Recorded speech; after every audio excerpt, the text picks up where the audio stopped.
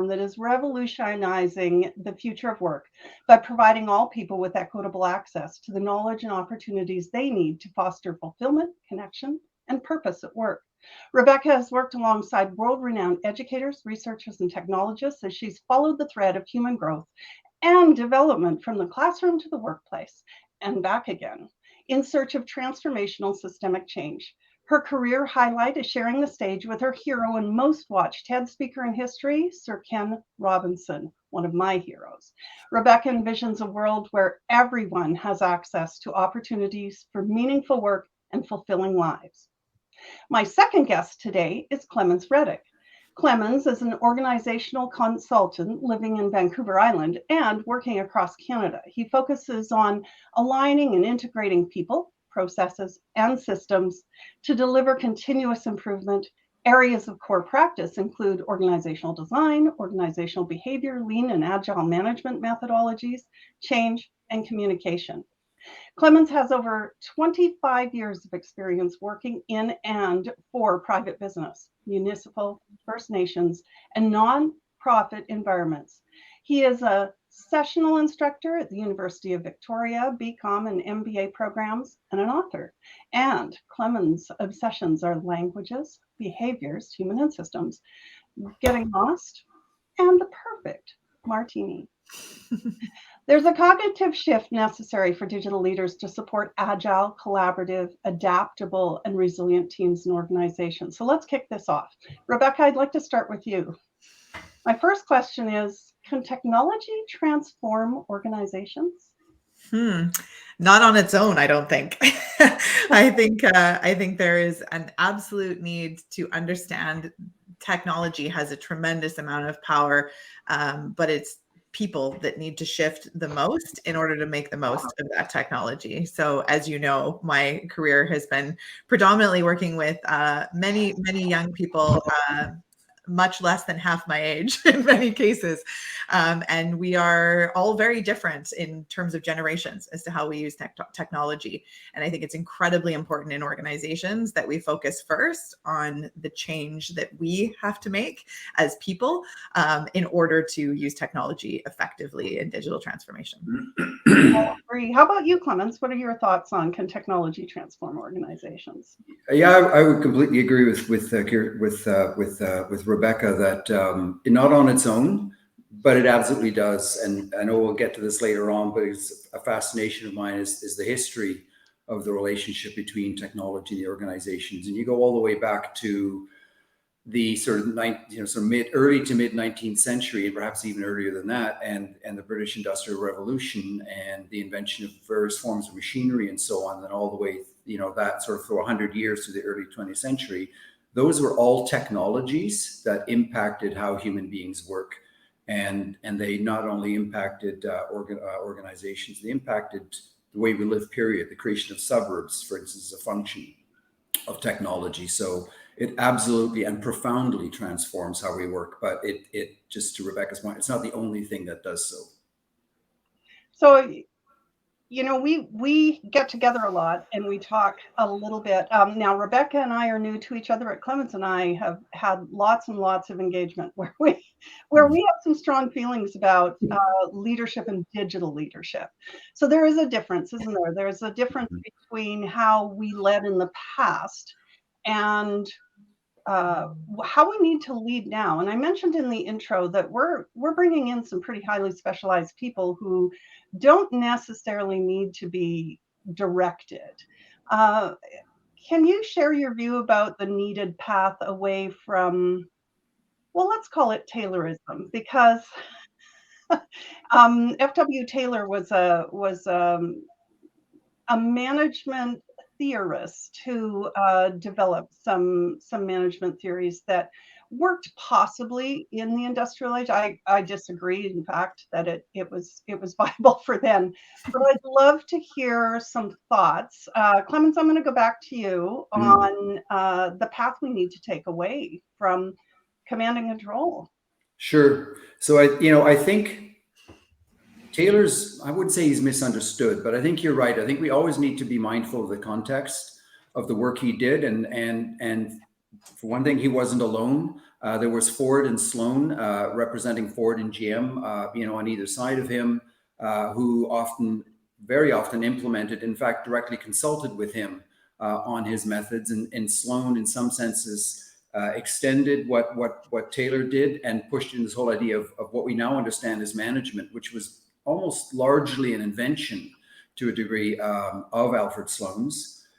So he functioned in a context, and that context at the time, I do think it was appropriate. His sort of clipboard and stopwatch stereotype of him isn't really that accurate. When you actually read his books on scientific management, there's some very interesting things in there, and they're appropriate for the time. They're no longer appropriate.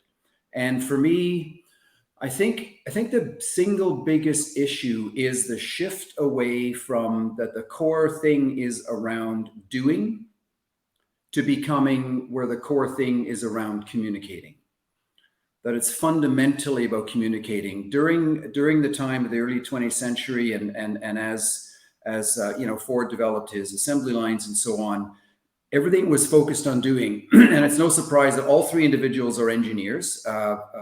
Sloan was an engineer, Ford was an engineer, Taylor was an engineer. So that whole focus on doing was central. I think for me, if I can find an analogy, and I think we mostly learn through stories and analogies, it would be shifting away from, another way of looking at it, shifting away from neurons, which is a focus on the gray matter of the brain where all the stuff gets done in a sense, to focusing on axons, or the white matter of the brain, which is where all the communicating happens. It's where the flow of signal from one to another happens. I think that's where the opportunity and the need in the digital time lies, is this idea that this is fundamentally about changing the way we communicate. It may not fundamentally change the way we do something and the way we use a keyboard or construct an automobile, but the way we communicate has to change profoundly. And then that has a connection with moving away from the command and control thing and understanding how we distribute the ability to act autonomously, supported by some form, a very different way of communicating. I like that. That leads me to Rebecca, because we talked earlier last week about digital natives and the difference between, how workers, the expectations of workers. I'd love you to touch on digital natives for us and give us kind of an understanding of that cognitive shift that has to happen. Mm-hmm. Yeah, I love this topic because I myself have, kids in this 20-something age range, and I think anyone who does have young folks in their lives, when you take a look at how digital natives, and I define that as those who have grown up with technology in the palm of their hands, so certainly not our generation, but this next generation is. I describe it as an extension.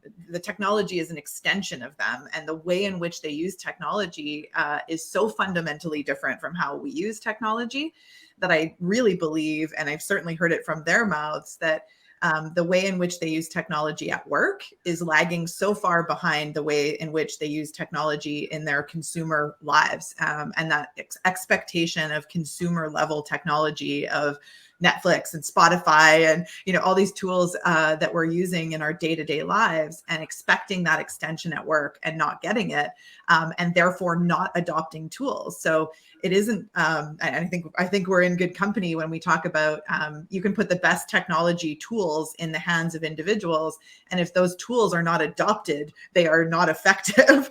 And so, how do we increase adoption of technology in organizations? I think we need to choose the right tools that work for all. And B, I think adoption is critical. And when we're looking at all the different generations of, our more analog folks that were not born with technology in the palm of their hands, and these next generations that were, it's got to suit everyone. And everyone has to be able to adopt that technology. And so I think the shift towards consumer level technology in enterprise and in our organizations is going to be critical to that adoption and how we use technology to collaborate. So I think we've got a lot of change coming, and organizations that are not looking to adopt consumer level technology in the workplace and mobile, and creating accessibility so that we can use mobile technology in organizations where things are locked down in various silos, that becomes really challenging. So there's a lot of shifts that need to come. That's interesting. We have a comment here that that kind of, it leads into that, because the expectation of that extension of technology as a part of who I am, and the expectation that it should work as I expect it as a consumer when I go to work, is really an important aspect for both vendors and organizations to think about. But there is one comment about, I'm going to read it. I, for one, and it had popped up earlier, but I, for one, think the clipboard and stopwatch approach to management is more prevalent now. But the clipboard and stopwatch have been replaced by digital monitoring tools. Clemens, I don't want to make you shudder, but I absolutely want to address that digital monitoring tools topic of it, and why digital leadership is not about monitoring and control. Can you talk? Yeah, it's not. And it kind of touches on two things, right? One is that the pandemic has changed things in a sense. We say that it may or may not be literally true, but I believe it's, to a degree, it's changed almost everything, if not everything, in some small or large way. And I think one of the things that's, when we saw the concern about the rise of bankruptcies, for instance, and we talked about, the pandemic did that. And we talked about the collapse of supply chains. We say the pandemic did that. And my pushback always was, no, it didn't. No more than a storm wrecks a weak ship. Yes, the storm added additional pressures to the structure of that ship, but it was cracked and flawed to begin with. And all that the pandemic has done, to a degree, is reveal the cracks and flaws that were there all along. And this idea that we're seeing now through and post-pandemic is through the increase of the use of monitoring tools, like, and the reactions people have, like jiggling their mouse every 3 minutes to make the employer think they're being busy. Those things, that is, yes, that has a technological implication, but the urge of it is fundamentally human. And it is back to this fundamental two things. One is the desire on the part of some leaders and leadership teams around, retaining control and retaining command of the environment. But it's also what I call simple laziness. It simply means that we have not replaced meaningful metrics and meaningful understandings around goodness, around health, around value, all those kinds of things. And we have done what one of the worst things that even an engineer will tell you is one of the worst things that can happen in an organization, which is when you make the measurement the goal. So you take anything you measure, and the risk of measuring anything is that if you're not careful, if you're not mindful, that measurement becomes the goal rather than the thing that the measurement was intended to support the goal of, which is ultimately in many cases creating, value for customers or for stakeholders. That's not happening here. And I think that that's one of the dark sides of the digital reality post-pandemic, is that people are working from home or in hybrid environments, and it's scaring the hell out of lazy leaders who are not taking the time to really understand how value gets created and how to connect a human being with that. So they're replacing it with the easy thing to do, which is to monitor digitally and to make the measurement the thing rather than the creation of value. Oh, I love that. Measure what matters. We talk a lot about that in the service management world. We talk a lot about that when we're talking about our ability to really understand good leadership. I know, in 2018, before the pandemic hit, colleagues, you included, Clemens, and I were constantly talking about how important it is to start using the tools we have. We have the technology. We need to teach leaders how to lead people who are using this technology. And one of my favorite quotes is by Warren Buffett. And he says, "Only when the tide goes out do you learn who's been swimming naked." And I think that's a wonderful quote to remind us that during the pandemic, we learned a lot about what was broken. We discovered our technical debt. We discovered, so much, but definitely about leaders. Leaders who were bad before the pandemic were really bad during the pandemic. I mean, and organizations systemically, I think, need to take a really good look at who are the leaders and who do we want them to be in our organizations. But you brought up something really important about trust. And we're going to do a free-for-all now. I'm not going to pinpoint any of you. Let's just talk about trust. Thoughts about where we could go. What's the cognitive shift we need to make? Anyone? Ed, Rebecca, you're itching. Come on, you got to do this. Oh, trust is a favorite topic of mine. And I think it's, I think it's fundamental to everything we do in organizations, whether we're talking about, shifts in how we work together, the why, the purpose behind working together. Building trust in organizations has become that much more challenging during a pandemic, and at the same time has uncovered so many new opportunities to trust people. I think about my own team who has always worked remotely, and it never occurred to me to be measuring people's, how often they were on screens and, all those kinds of things that has just not ever been my style. And then seeing that shifting throughout the pandemic, where organizations were amping up the monitoring. And as a result, the behavior, and it's exactly what Clemens spoke to, is that when you're measuring how often your mouse is moving, then you just move your mouse more, but you don't actually think more or innovate or, communicate better. And so I think that this idea of trust and autonomy in our organizations versus command and control, that shift's been happening for a long time. It's been happening nowhere near fast enough. There are tremendous examples of trust and autonomy in the workplace at the level of leadership, trickling out across a more of a flat organization, as it were. And it's phenomenal, the results, but it takes a really high degree of emotional intelligence and curiosity and humility, and all the traits of leaders today that we're looking for have been exemplified during the pandemic. We all saw many examples of incredible leadership and huge fall on your face fails of leadership. And I think it always comes down to the humanness and vulnerability of leaders. And I think that is requires trust in yourself, requires trust in your team, and just in general requires a high degree of trust to operate as a leader who is humble and open and curious and vulnerable. And I think that has never been more true than it is today. And we see examples of it everywhere. But the question is, and this is where I think Clemens will jump in, is how do we get there? How do we get more leaders in positions of leadership that are operating that way? And how do we encourage them to do so when it's also never been more difficult to be in the public eye and be a vulnerable leader, because you will fail. And there are things you will fail at, and there are things that you will succeed at, and you will do all of that very publicly. So it's even more challenging to be a vulnerable leader. So I'm going to pass that one to Clemens because I want to hear his reply. Okay, sure. I was see, Patty, did you want to say anything to that? Well, no, I agree. I think there's, but I think you have to set the environment for trust to exist, right? I think it's really important that organizations understand what that looks like for them. We've got some wonderful comments coming in too, that we talk about vulnerability and transparency. But I think, Clemens, you mentioned the other day when we were talking some criteria of the leaders that we think that cognitive shift requires.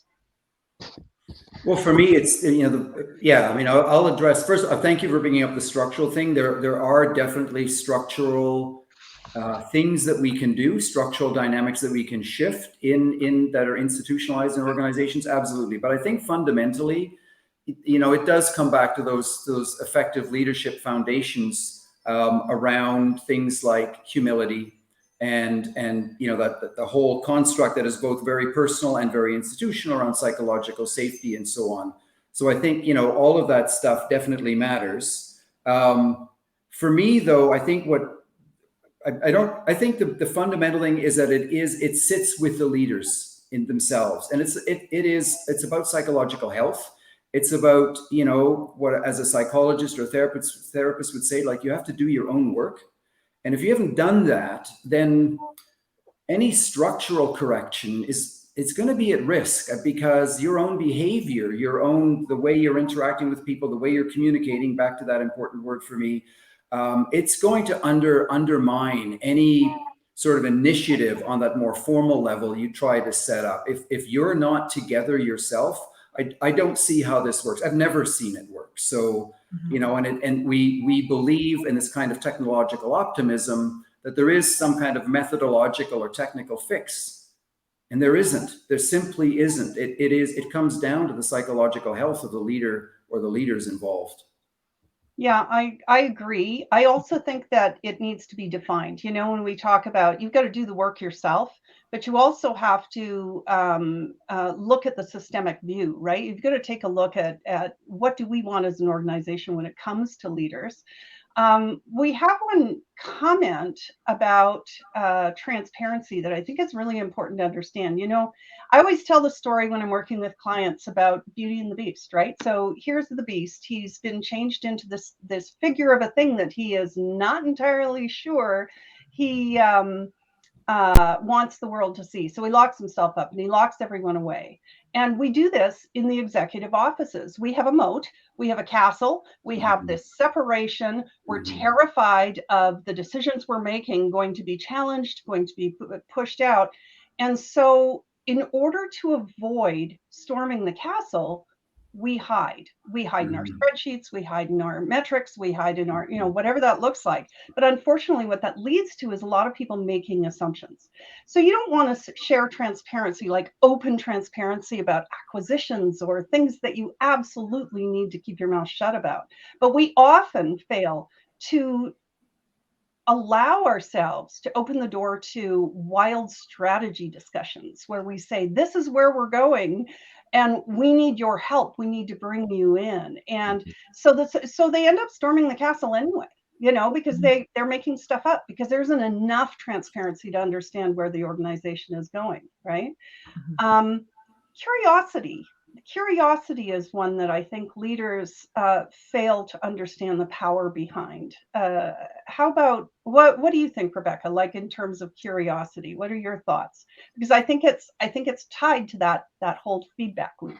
Mhm. Absolutely. I think, well, yeah, curiosity. I mean, I've literally built an entire company around the concept of curiosity. So it's a great topic for me.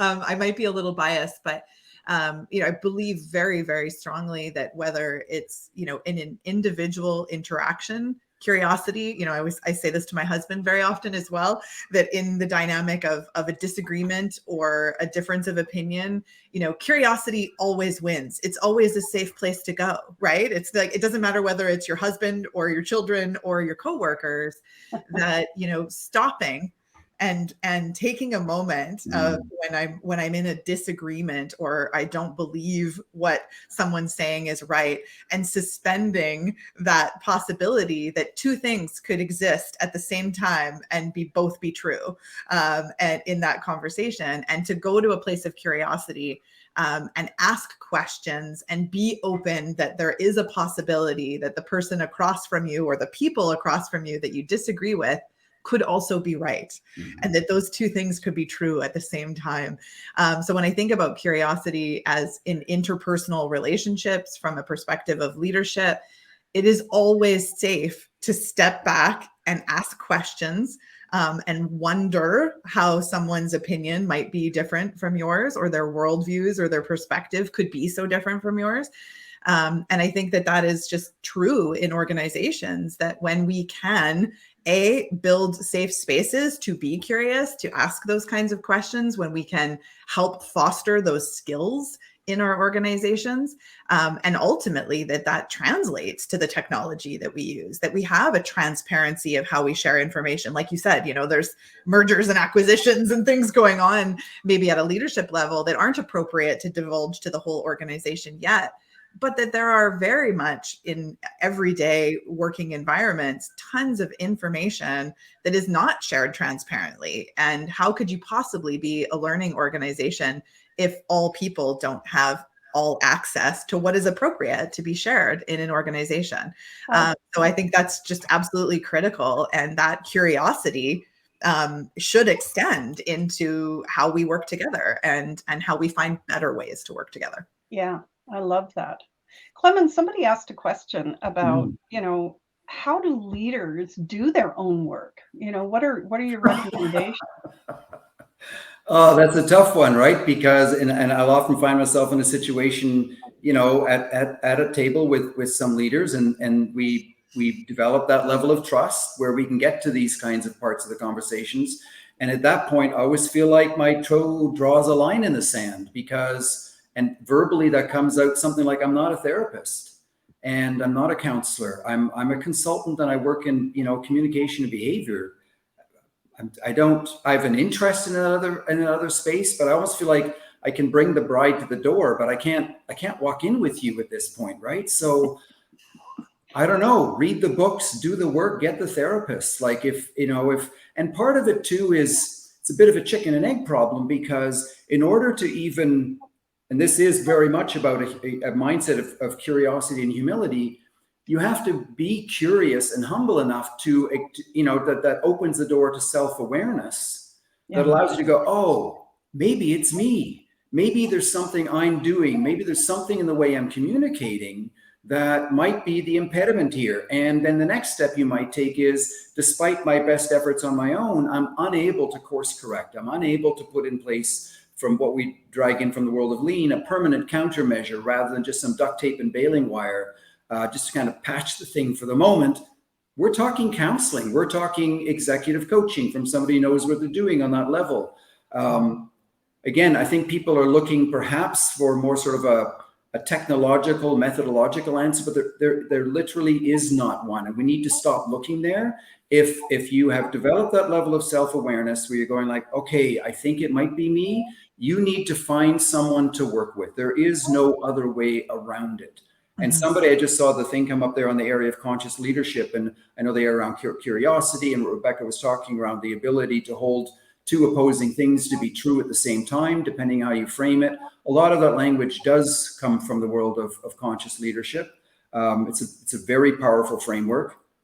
But again, in the end, if you've come up against that wall, you're going to have to go find a professional, and you're going to have to work with them, and they're going to have to do their work like that. I think there's a role for the organization there too. I mean,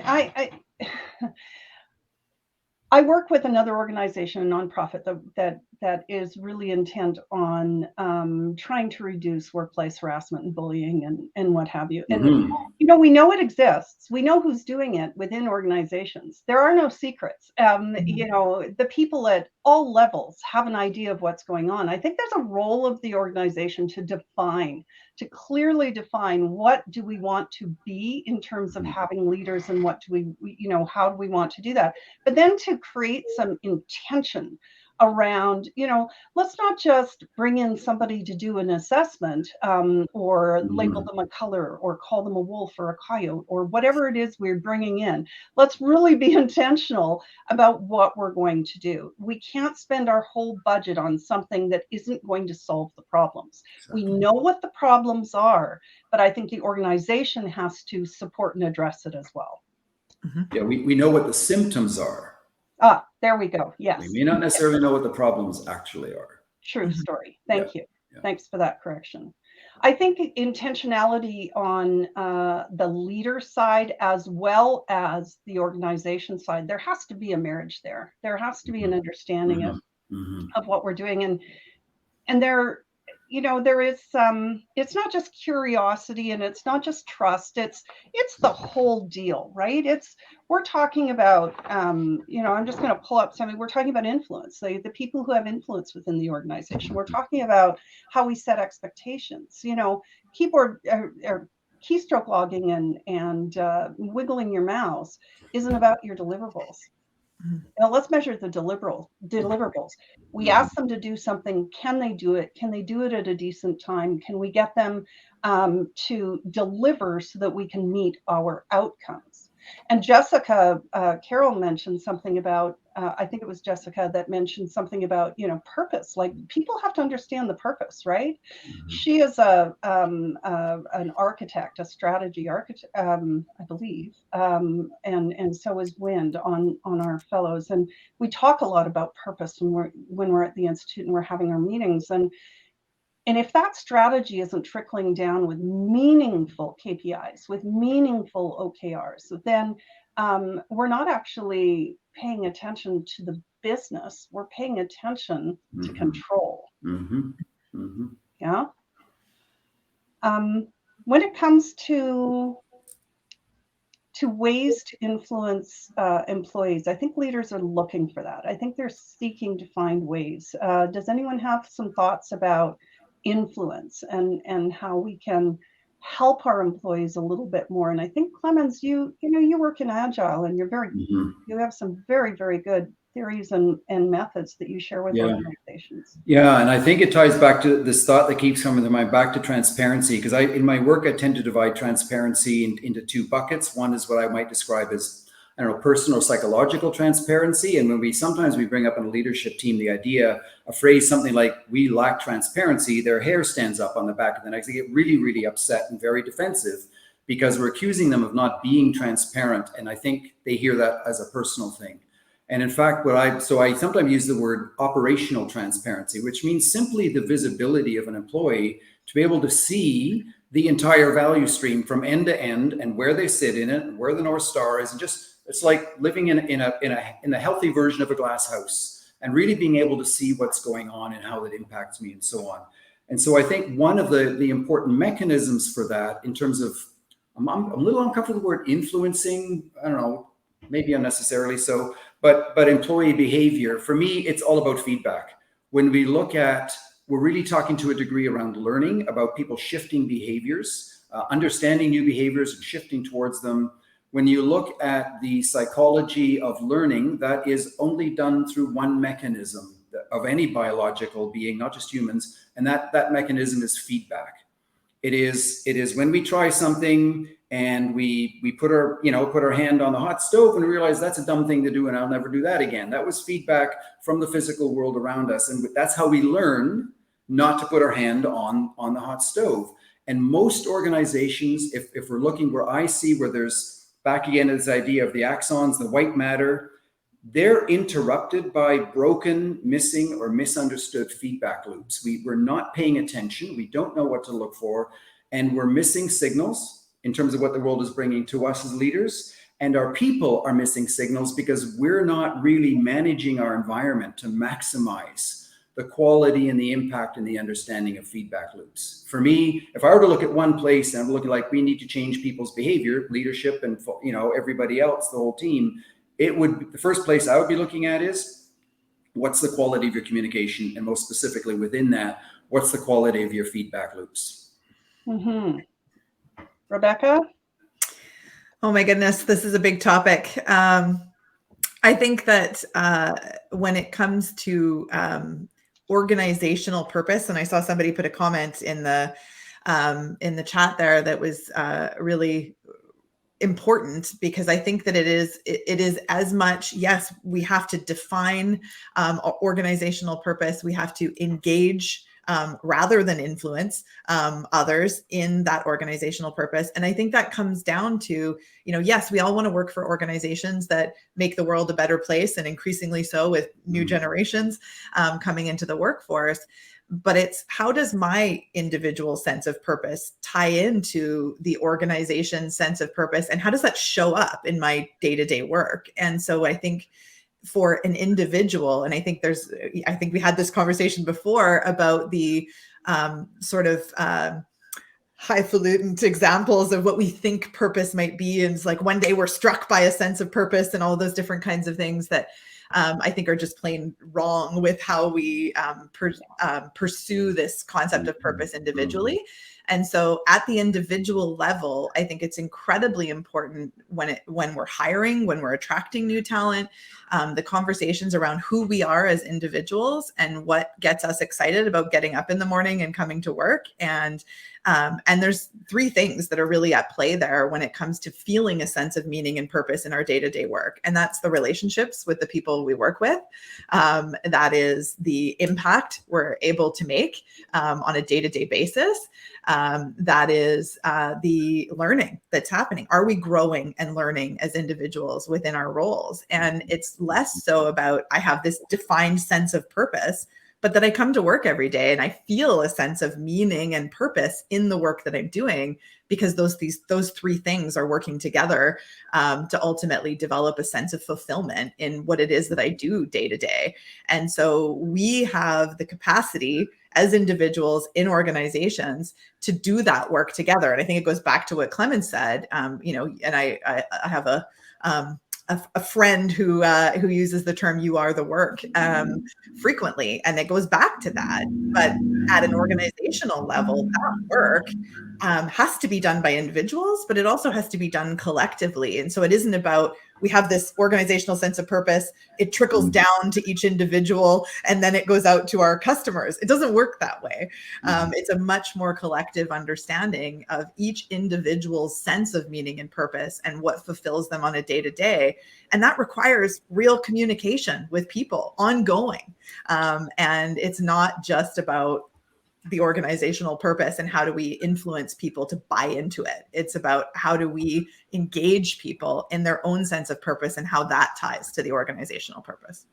Right. I think when it comes to purpose, I think if we could simplify it down to, people want to do what matters to them, right? It's and so their values need to align with our organizational values. And we'll see pockets within organizations where there are mismatched values, there are mismatched expectations, and there are multiple levels of expectations, right? I am a boss, I have expectations of you, I want these things done.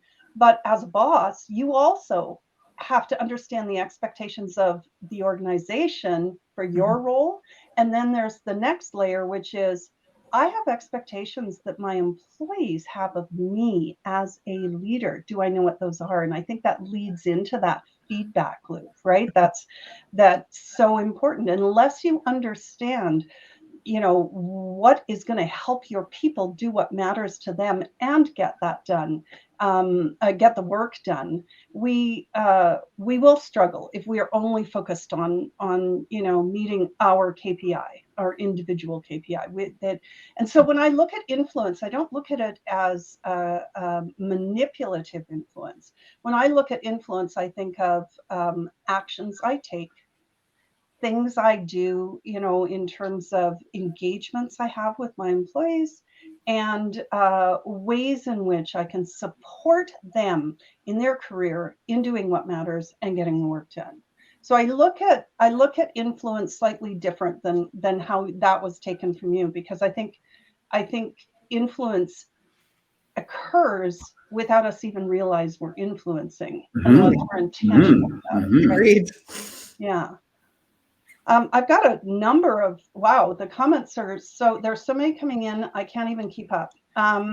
So as a host, I'm going to start wrapping up. I just want to do a few little comments about, or a few tap-ins to the comments that are here. When I talk about we in an organization, I mean we as leaders.